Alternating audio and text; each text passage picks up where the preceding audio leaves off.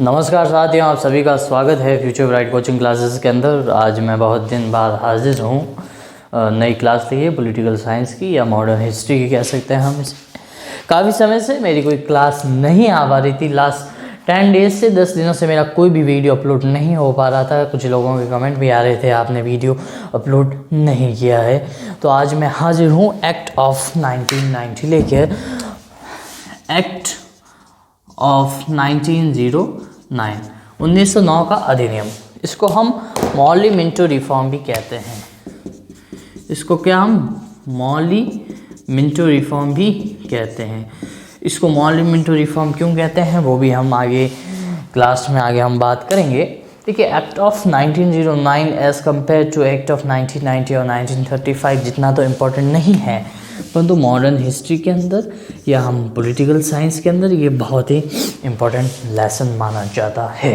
तो आज हम एक्ट ऑफ 1909 की एक बहुत ही जो शॉर्ट एंड स्वीट क्लास होगी, छोटी सी क्लास होगी, जिस क्लास के अंदर हम एक्ट ऑफ 1909 की बात करेंगे। तो चलिए आज हम डायरेक्ट एक्ट ऑफ 1909 की बात करें उससे पहले हम इसका थोड़ा बैकग्राउंड भी देख लेते हैं कि इसका बैकग्राउंड क्या था। देखिए, ये एक्ट ऑफ 1909 1909 में आया था, ठीक है, ये आपको पता ही है, इसलिए इसको एक्ट ऑफ 1909 कहा जाता है।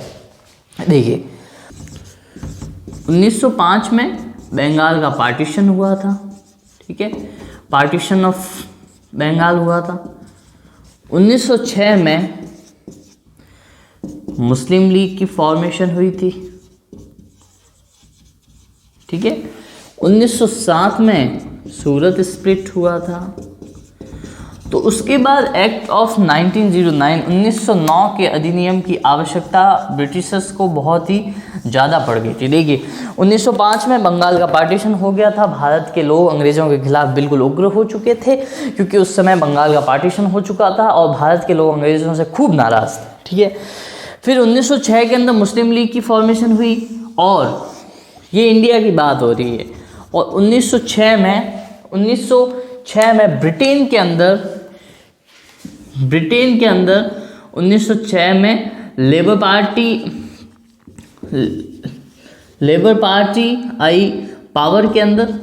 तो उससे भारत के लोगों की भी आशा बढ़ गई कि अगर यूके के अंदर, ब्रिटेन के अंदर अगर नई पार्टी पावर के अंदर आई है तो हमें भी यहाँ पे अच्छा खासा पॉलिटिकल राइट मिलेंगी, पॉलिटिकल पावर मिलेंगी और थोड़ी बहुत आज़ादी भी मिलेगी। तो 1906 के बाद भारत के लोग भी अंग्रेज़ों से ज़्यादा आशा लगा के बैठे थे कि कुछ वो नया करने वाले हैं, ठीक है। फिर अगर हम बात करें सूरत स्प्लिट यानी कांग्रेस इस समय दो भागों के अंदर बट गई थी। एक थे मॉडरेट और दूसरे थे एक्सट्रीमिस्ट, ठीक है। तो कांग्रेस दो भागों में बट गई थी। तो ब्रिटिशर्स उस समय ने कुछ नहीं किया, वेट एंड वॉच किया, देखा क्या हो रहा है। फिर ब्रिटिशर्स ने ये सोचा कि हम एक्सट्रीमिस्ट को दबा देते हैं, मॉडरेट का हम सपोर्ट ले लेते हैं, क्योंकि उनकी पहले से एक पॉलिसी थी डिवाइड एंड रूल की। तो ब्रिटिशर्स की डिवाइड एंड रूल की पॉलिसी पहले से चलती आ रही थी, इसलिए इन दोनों के बीच फूट तो पड़ी रखी थी। तो इन्होंने सोचा हम इसका क्या यूटिलाइजेशन कर सकते हैं, क्या उपयोग कर सकते हैं। तो इन्होंने एक्सट्रीमिस्ट को पूरा दबा दिया, लाल बाल पाल सबको पूरा दबा दिया और मॉडरेट को इन्होंने जैसे थे वैसे रखा। फिर मॉडरेट के लिए ब्रिटिशर्स हमेशा सॉफ्ट कॉर्नर में थे और ब्रिटिशर्स के लिए मॉडरेट भी हमेशा से सॉफ्ट कॉर्नर में थे। तो ब्रिटिशर्स ने सोचा अगर ये कुछ कह रहे हैं तो हम कुछ ना कुछ कर लेते हैं। समय समय पर मॉडरेट लीडर्स ने भी थोड़ी बहुत ब्रिटिशर्स के खिलाफ आवाज़ उठाई थी और ब्रिटिशर्स ने भी उस आवाज़ को अपने दिमाग के अनुसार दबाया था। देखिए, समय समय पर जब मॉडरेट आवाज़ उठाते थे, जैसे पहले शुरू में 1857 के बाद मॉडरेट ने अपनी आवाज़ उठाई, तब अंग्रेज़ों ने एक्ट ऑफ 1892 इन्हें थमा दिया, पकड़ा दिया, ठीक है। उसके बाद इन्होंने वापस थोड़ी आवाज़ दिखाई, हमें और सीट चाहिए, हमें इस बार सीट्स तो दे दी, हमें और सीट चाहिए, ऐसे चाहिए वैसे चाहिए।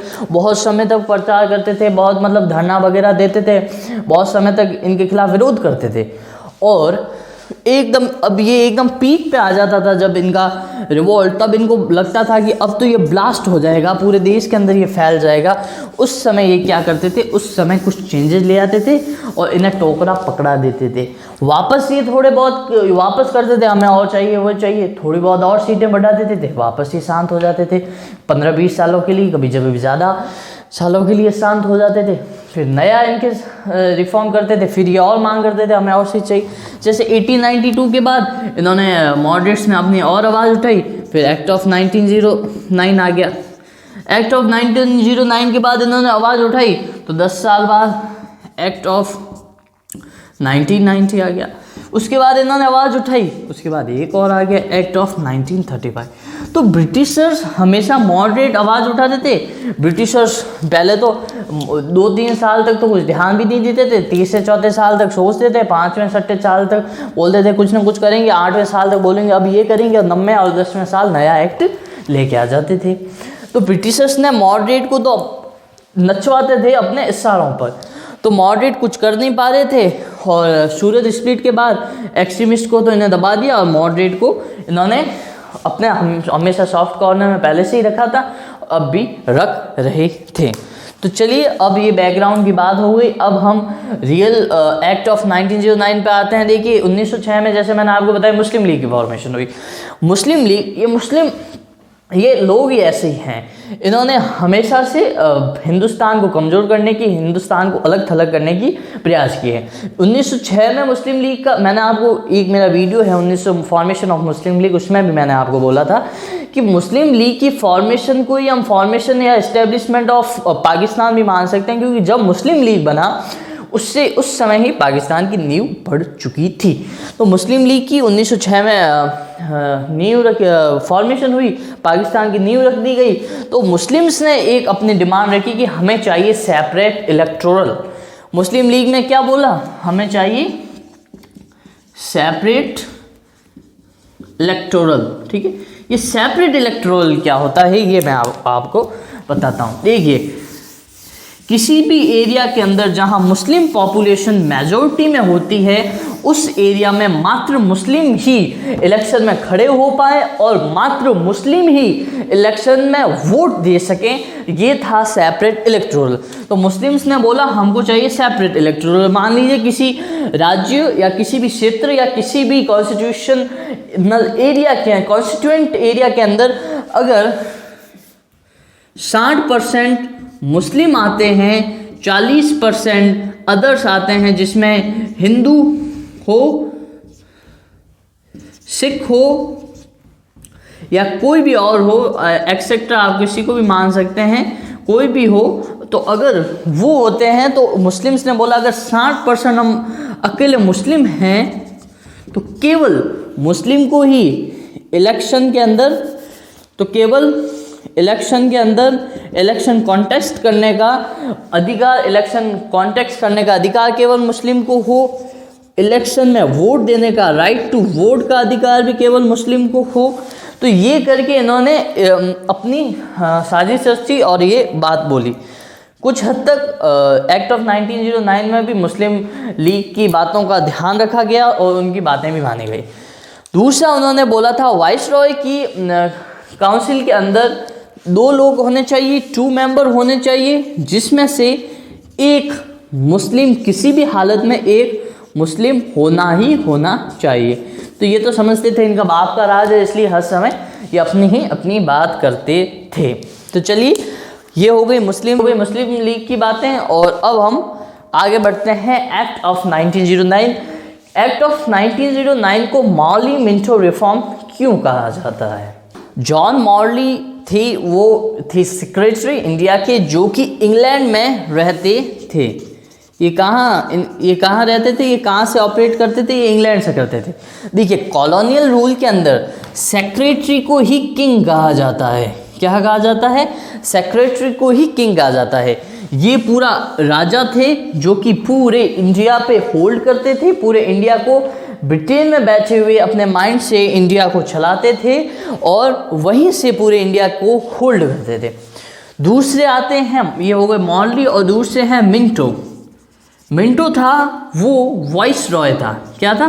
वॉइस रॉय, यानी कि ये इंडिया में रहता था और इंडिया पे पूरा एक छत्र रूल करता था, और जो सीक्रेट्स यानी जॉन मॉर्ली जो आदेश देता था उसका ये पालना करता था मिंटो, जो कि वॉइस रॉय था इंडिया का, जो कि ओवरऑल कंट्रोल करता था। तो ये एक्ट ऑफ 1909 था, ये इन दोनों द्वारा इंट्रोड्यूस किया गया था, मॉर्ली और मिंटो द्वारा इंट्रोड्यूस किया गया था, इसलिए एक्ट ऑफ 1909 को हमने मॉर्ली मिंटो रिफॉर्म कहा है। देखिए 25 मई 1909 में इस पे साइन हो गया, ठीक है, इस पे साइन हो गया और ये एक्ट बन गया। क्या बन गया? ये एक्ट बन गया, इसलिए कहा जाता है एक्ट ऑफ 1909 वो पास्ड ऑन 25 मई 1909 के अंदर ही एक्ट बन गया था। तो मॉर्ली मिंटो रिफॉर्म या फिर एक्ट ऑफ 1909 को मॉर्ली मिंटो रिफॉर्म क्यों कहा जाता है वो भी मैंने आपको बता दिया। तो चलिए अब हम आगे बढ़ते हैं। अब देखिए मॉर्ली मिंटो रिफॉर्म इंट्रोड्यूस तो हो गया, अब मॉर्ली मिंटो रिफॉर्म में क्या प्रोविज़न आए, क्या चेंजेस आए और हम इंडियंस को क्या फ़ायदा हुआ। कुल मिला के इंडियंस को इनके लॉ से कुछ फ़ायदा नहीं होता था। मॉडरेट लीडर्स थोड़ा बहुत धरना वरना देते थे तो वो एकदम पीक पे आ जाता था, अब कुछ ना कुछ चेंज करना पड़ेगा, तो ये लोग कटोरा थमा दिया और कुछ वर्षों तक और ये कुछ नहीं बोलेंगे, 10-15 साल बाद और नया एक्ट ले आएंगे, थोड़ी बहुत और दे देंगे तो ये खुश रहेंगे। देखिए हम इंडियंस अगर 100 सीट्स की अगर डिमांड करते थे तो ये ब्रिटिशर्स हमें केवल 10 सीट्स ही देते थे, वो भी मैं ज़्यादा बोल रहा हूँ, 10 सीट्स भी नहीं देते थे, मुश्किल से 5 सीट दिया करते थे। तो अगर हम 100 सीट्स की डिमांड करते हैं तो हमें ये 5-10 सीटें दिया करते थे, ठीक है। अगर ये देखिए दिमाग पूरा साइकोलॉजी, दिमाग का खेल था। अगर हमने 100 मांगी और इन्होंने पूरी 100 की 100 दे दी तो अगली बार हम धरना करेंगे तो हम 200 मांगेंगे, तो ये 200 कैसे देंगे, 200 की 150 भी कैसे देंगे, इसलिए अटका के रखते थे। पहले 100 मांगी, 6 दी, फिर 60 दी, फिर और आगे बढ़ाई, फिर और आगे बढ़ाई, और आखिर मतलब ये कितना 10-20 सालों में अगर हम 10-50 सीट बढ़ाएंगे तो हमको कोई फ़र्क नहीं पड़ेगा, ये ऐसी सोच रखते थे। तो ये बिल्कुल दिमाग से खेलते थे और इंडियन तो खुद ही बीच में लड़ते थे, मॉडरेट अलग, एक्सट्रीमिस्ट अलग, तो सब की अलग विचारधारा, सबकी अलग आइडियोलॉजी। आज भी हिंदुस्तान ऐसा ही है। ऊपर से ये मुस्लिम लीग यानी मुस्लिम्स ने पूरा खेल ख़त्म कर दिया, इनको देश से कोई मतलब नहीं था, इनको तो खुद का लालच था, ये मतलब खुद सेल्फिश लोग थे, खुद के राज से मतलब था, इंडिया से कोई मतलब नहीं था, हिंदुस्तान से कोई मतलब नहीं था। वो तो कहते थे हिंदुस्तान हमारा है ही नहीं। तो कुल मिला के ये मुस्लिम लीग ने साथ नहीं दिया स्वतंत्रता आंदोलन का। मुस्लिम्स और ब्रिटिशर्स तो एक ही समान थे, एक ही थाली के लोग थे। तो चलिए अब हम देखते हैं प्रोविज़न ऑफ एक्ट ऑफ 1909, इसमें क्या क्या बदलाव हुए, क्या क्या चेंजेस आए। ये पहला प्रोविज़न है इसका 1909 के एक्ट का पहला प्रोविज़न है, वो है कि लेजिस्लेटिव असेंबली के अंदर जो सीट्स थी, लेजिस्लेटिव असेंबली काउंसिल जो भी कहें, वो सेंटर में वो सीट्स बढ़ाएगी। देखिए पहले 1892 में ये 6 से 16 की गई, फिर हमने मॉडरेट्स ने आवाज़ उठाई, बहुत कुछ किया, तो ये 1909 के अंदर 1909 में 16 से 60 की गई, मतलब मिनिमम 16 मैक्सिमम 60। इसमें मिनिमम थे 6 और 16, तो ये हमेशा 16 पे ही रहता था, और 1909 के बाद भी ये हमेशा 60 पे ही रहता था। तो मैक्सिमम जो इसकी लिमिट हुआ करती थी उसी लिमिट पे हमेशा से लेजिस्लेटिव असेंबली में सीट रहा करती थी। दूसरा आता है वॉइसरॉय की काउंसिल के अंदर एक मेंबर को इन्होंने जगह दी वॉइसरॉय की। जैसे मैंने आपको पहले भी बताया मुस्लिम लीग चाहती थी 2 मेंबर को जगह दे, उसमें से एक तो मुस्लिम हो, तो वॉइसरॉय की काउंसिल के अंदर मुस्लिम को नहीं जगह दी गई, हिंदू को जगह दी, जिनका नाम था सत्येंद्र सिन्हा। वॉइसरॉय की काउंसिल के अंदर एक व्यक्ति को जगह दी गई थी, वो थे सत्येंद्र सिन्हा। तो सत्येंद्र सिन्हा को वॉइसरॉय की काउंसिल के अंदर जगह दी गई और सत्येंद्र सिन्हा वाइसरॉय की काउंसिल के मेंबर बने। तो ये हो गया दूसरा प्रोविज़न।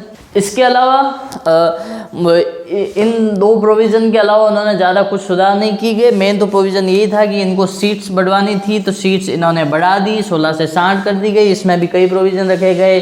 वहाँ से नॉमिनेट होंगे, डायरेक्ट इलेक्शन होगा नहीं, इनडायरेक्ट इलेक्शन होगा। तो कुल मिला के इन्होंने कई हरामीबंदियाँ की थी ब्रिटिशर्स ने, और कुल मिला के एक्ट ऑफ 1909 इतना बड़ा नहीं रह पाया था और छोटे मोटे चेंजेस करके इन्होंने छोड़ दिए थे। तो ये था आज का एक्ट ऑफ 1909। देखिए मैं आपको बता दूं, हमारी सीरीज चल रही थी 1857 से लेकर 1947 तक, और ये सीरीज़ बीच में ही सूरत स्प्लिट के बाद 1907 में कांग्रेस के डिवीज़न के बाद यहीं ये सीरीज़ रुक गई थी। और आज मतलब ये मेरा वीडियो 10 दिन बाद आया था, और शायद ये सूरत स्प्लिट मैंने उससे भी कई समय पहले 15-20 दिन पहले वो वीडियो अपलोड किया था। तो ये सीरीज़ थोड़ी बीच के अंदर रुक गई थी, इसलिए मैं आपका ये मुझे बहुत खेद है और मैं आपसे क्षमा भी चाहता हूँ। ये सीरीज़ बीच में रुक गई थी, तो अब हम इसको कंटिन्यू रखेंगे। अब हम 1909 के बाद और सीरीज़ आगे बढ़ाएंगे 1947 तक। जितने भी इंसिडेंट हुए थे वो हम सब कवर करेंगे। देखिए 1857 हमारा पहला वीडियो आया था, उस पर इन जो अभी आएंगे वो वीडियो बहुत महत्वपूर्ण है, तो आप उन वीडियो को ज़रूर देखिएगा। और मैं आपसे यही कहना चाहता था, और अगर आपको ये वीडियो पसंद आया हो, लाइक शेयर और चैनल को सब्सक्राइब करना ना भूलिएगा। पहले वाले वीडियो के भी लिंक आपको डिस्क्रिप्शन में मिल जाएंगे, वो देखना ना भूलिएगा। जय हिंद, जय भारत, वंदे मातरम वीडियो बनाने में बहुत मेहनत लगती है। जय हिंद।